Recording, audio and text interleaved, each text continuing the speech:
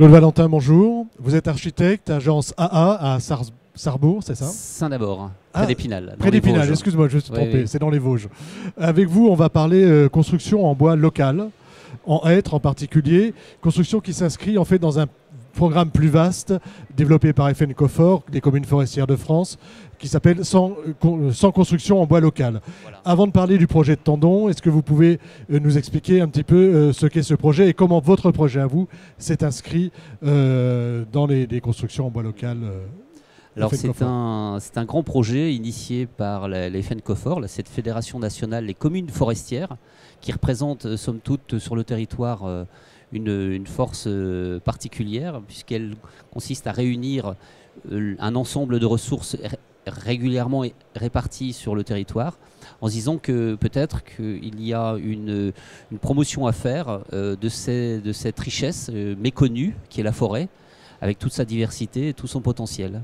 Et donc la FNCOFOR a initié un programme de 100 projets pour lequel elle est prête à apporter un soutien logistique pour les communes qui souhaiteraient inscrire leurs projets d'investissement avec leurs propres ressources. Leurs propres ressources, donc on va chercher le bois, si j'ai bien compris, dans la forêt d'à côté. Alors le principe est très simple, hein, c'est presque du bon sens, mais c'est un bon sens qui aujourd'hui est relativement difficile à réussir. Ça consiste à reconnaître et à repérer finalement des atouts locaux. Et la forêt est un véritable gisement complètement, très inconnu du grand public et curieusement très, très mal connu des acteurs de la construction. Donc il s'agit pour les propriétaires, institutions, collectivités locales, de reconnaître ce potentiel-là pour l'inscrire dans un programme de projet. Et donc inviter ces acteurs, comme les architectes, les ingénieurs, les entrepreneurs, à utiliser la ressource. La ressource locale, la ressource de la forêt d'à côté. Voilà.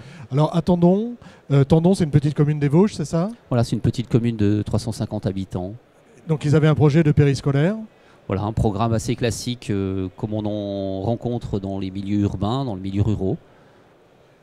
Comment ça s'est passé alors? Comment ce projet de Tendon est venu s'inscrire dans ce projet sans commune? Est-ce qu'on est venu vous chercher? Racontez-nous un petit peu la genèse de ce projet. Alors la genèse, elle est un petit peu particulière, elle est tout à fait simple. On a quand même un autre acteur dans l'histoire, c'est la Chambre des métiers, qui depuis un certain temps avait repéré le mal-être et le malaise qui régnait dans le milieu des scieurs. Vous savez que la France a bénéficié d'un tissu artisanal en matière de première transformation, les scieurs, qui souffrent aujourd'hui d'une mise en concurrence déséquilibrée du fait du marché chinois qui est particulièrement présent en Europe, et dans le monde d'ailleurs entier. Et donc la Chambre des métiers avait essayé de réfléchir à comment protéger ou soutenir ces acteurs de la première transformation. Et donc elle avait sollicité la mairie pour réfléchir à un projet qui soit un peu démonstrateur, pas pour sa taille mais peut-être pour sa démarche, en essayant de l'inscrire dans un objectif comme celui-là. D'accord. Alors, en plus, vous utilisez un bois à Tendon qui n'est pas un bois habituel pour la construction, qui est le hêtre. Et ça, pareil, c'était la volonté des scieurs de la commune a du hêtre, donc on fait du hêtre. Alors non, c'est encore plus simple, c'est-à-dire que en faisant le premier repérage en forêt, auquel vous avez participé, je crois. Voilà, on est allé se balader avec l'agent forestier, l'ONF, avec le maire, avec les représentants de la Chambre des métiers, voir ce qu'il en était de la ressource. Donc on est allé se balader une demi-journée pour voir, pour se rendre compte finalement de la nature de ces arbres, de leur accessibilité, etc. Et donc on s'est rendu compte assez vite que les arbres les plus présents c'était des hêtres, voilà, le hêtre, et que cette présence dans la forêt vosgienne elle était finalement répandue sur le territoire français. C'est l'arbre dominant des massifs forestiers français. Le hêtre. Le hêtre. Donc à partir de là on s'est dit mais qu'est-ce qu'il en est? On a fait un diagnostic sur l'état des lieux, comment il était utilisé, dans quelle filière. On s'est rendu compte qu'il existait et qu'il était complètement absent des filières de construction, qu'il était présent dans les filières de la menuiserie, La menuiserie aujourd'hui est en vraiment grande perte de vitesse, Ouais, et donc c'est un arbre quasiment abandonné, inexploité. inexploité. Donc C'est le l'idée, plus abondant, mais il est inexploité. donc en fait, on part d'un constat en se disant finalement, on ne construit pas en hêtre. Le hêtre est un arbre dont on ne fait entre guillemets rien. Essayons de faire quelque chose.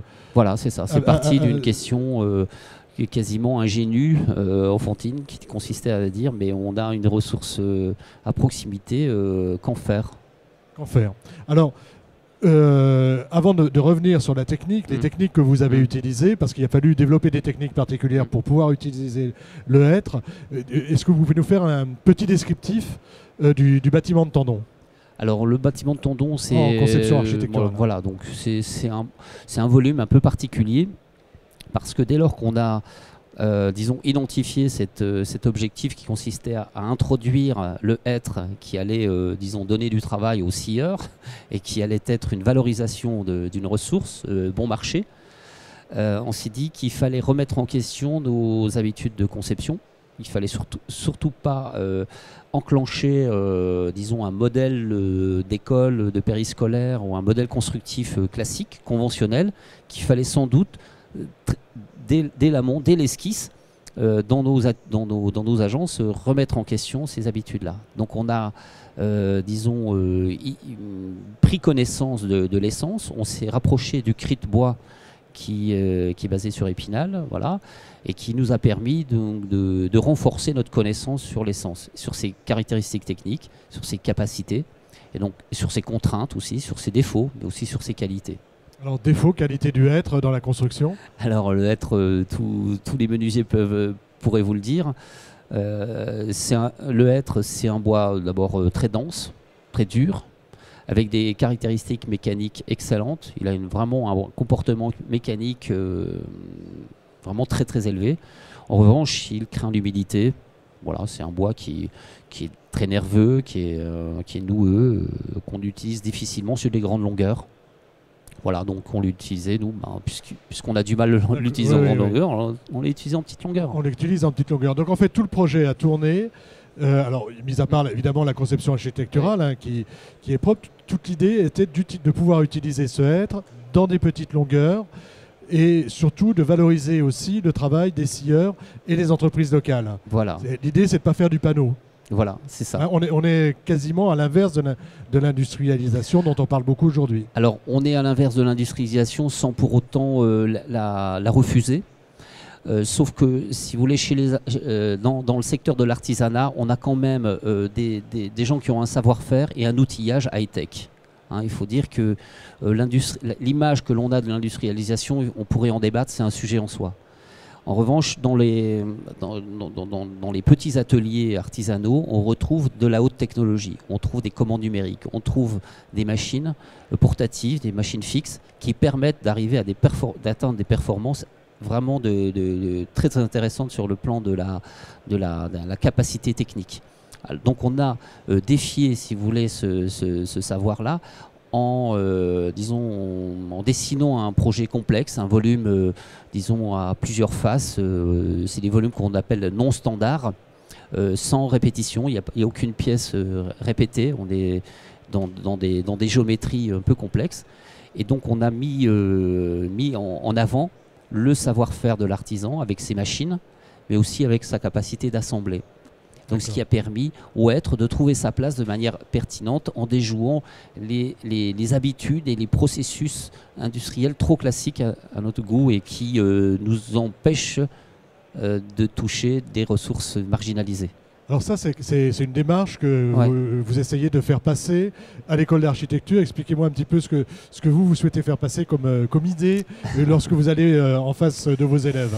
Alors, il y a plusieurs idées. Il y en a une au moins qui consiste à mettre en avant la dimension technique constructive, la culture constructive dans un projet. On parle d'architecture très souvent pour son esthétique, pour ses ambiances, pour sa qualité de vie. Et ça c'est très très important, c'est presque fondamental que de viser la dimension culturelle d'un espace, hein, que ce soit un espace de travail, un espace d'habitation, ça c'est très très important.